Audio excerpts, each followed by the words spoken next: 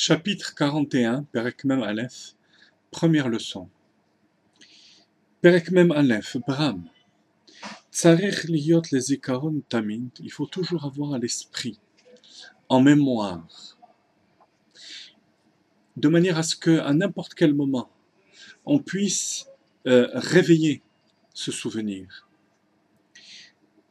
Reshit ha'avoda ve'ikara ve'shorasha. Le début du service divin, l'essentiel et sa racine. Ce sont trois choses différentes. Le début n'est pas forcément l'essentiel. Quelque chose peut être là au début et ensuite être en petite quantité. Là, il s'agit du début et de l'essentiel. Ensuite, cet essentiel n'est pas là forcément pour imprégner l'ensemble de cette entité. Là, il s'agit de Shorasha. Il s'agit aussi de la racine qui va continuer à puiser de l'âme, des tréfonds de l'âme, la substance essentielle. Reshit avoda va'ikara ve'shorasha. Qu'est-ce? Behu ki av shehayir'a yishoresh lesormera ve'ha'ava leva'asetov. C'est la chose suivante. On sait tous qu'il y a sormera va'asetov, s'éloigner du mal, qui est constitué par 365 mitzvot négatives, et faire le bien, qui est composé de 248 mitzvot positives. Les mitzvot négatives sont motivées par la crainte de Dieu, pour qu'elles soient véritablement accomplies be'emet, comme Admor HaZaken disait dans le 4e chapitre de Tanya, de manière vraie, authentique. Il faut qu'elles soient imprégnées de crainte. De même pour les mitzvot positives, pour que ces mitzvot soient accomplies avec authenticité, il faut qu'elles soient imprégnées d'amour. C'est ce qu'on appelle l'aspect pnimi, profond des mitzvot. Alors on pourrait croire qu'on peut se suffire pour les mitzvot positives, de l'amour par exemple. Alors, afal piken, voilà le chidush d'Admor HaZaken, lo dai le'orer ha'ahava levada leva'asetov. Il ne suffit pas de réveiller uniquement l'amour pour faire le bien. Erreur que beaucoup font, parce qu'il manque une donnée essentielle. Cette donnée essentielle, c'est la avoda. Va'avadtem et Hashem Elokechem. Quelqu'un qui a que de l'amour, il ne sert pas Dieu. Quelque part, il se sert lui-même.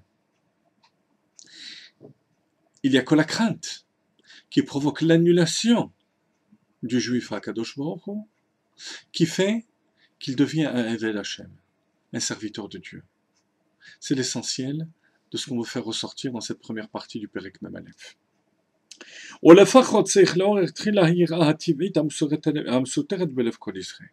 Il faut au moins, en même temps que cet amour, qui va motiver les mitzvot positives, réveiller la crainte naturelle qui est cachée dans l'âme de chaque juif. Comme Admor HaZaken avait expliqué dans le Perek Yutet, il y a Ahavam Suteret, l'amour caché dans la Neshama, qui est composé aussi de crainte. Il faut au moins réveiller cette crainte, ou bien dans le cœur, chez Tebedigalut Libo, ou bien Mocho al Kolpanim, ou au moins dans notre esprit. Avoir à l'esprit cette crainte de Dieu. Attention, crainte ne veut pas dire peur. Crainte ici, c'est soumission à Kadosh Baruch Hu.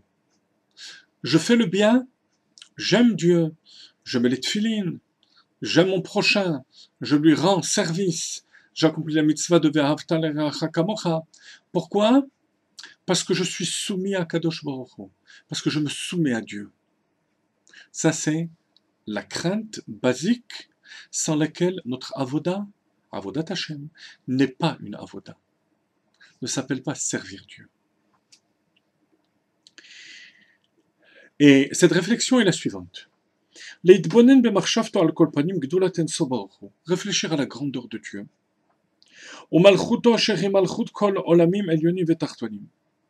Et que sa royauté domine l'ensemble des mondes.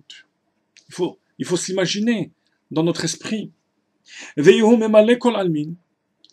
cette manière, il remplit entièrement l'univers. Vesovev kol almin. Et il transcende l'univers.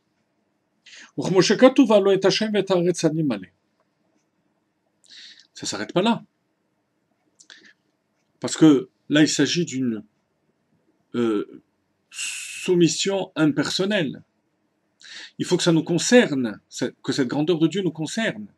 Qu'est-ce qu'elle provoque chez nous? Comment provoque-t-elle quelque chose chez nous? Par la suite de cette réflexion, de cette méditation,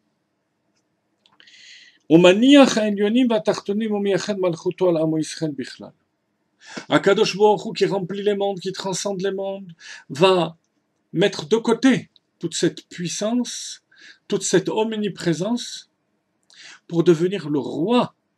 Baruch Hashem Elokeinu Melech Haolam. Elokeinu, pour devenir notre roi, le roi du clan d'Israël. Et on ne s'arrête pas là, il y a une troisième étape. Donc, première étape, la grandeur de Dieu. Deuxième étape, Akadosh Baruch Hu laisse toute cette grandeur pour venir régner sur Dieu. Troisième étape, pour régner sur moi en particulier.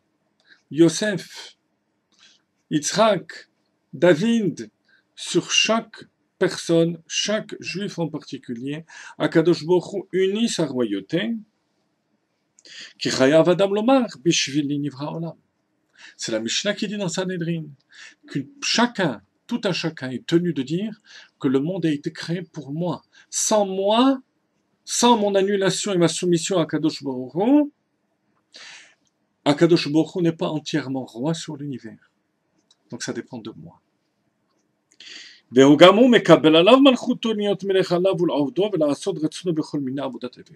donc je suis prêt à accomplir tout ce que Dieu me demande comme un Eved Le'Adonav, comme un serviteur envers son maître. Il n'y a pas de hasard. On étudie ce passage avant Rosh Hashanah parce que c'est l'essentiel du travail de Rosh Hashanah. Melor al kol ha'olam kulo bichvodecha règne sur l'ensemble du monde. Comment? Lorsque, moi en particulier, je me soumets et j'accepte le joug divin.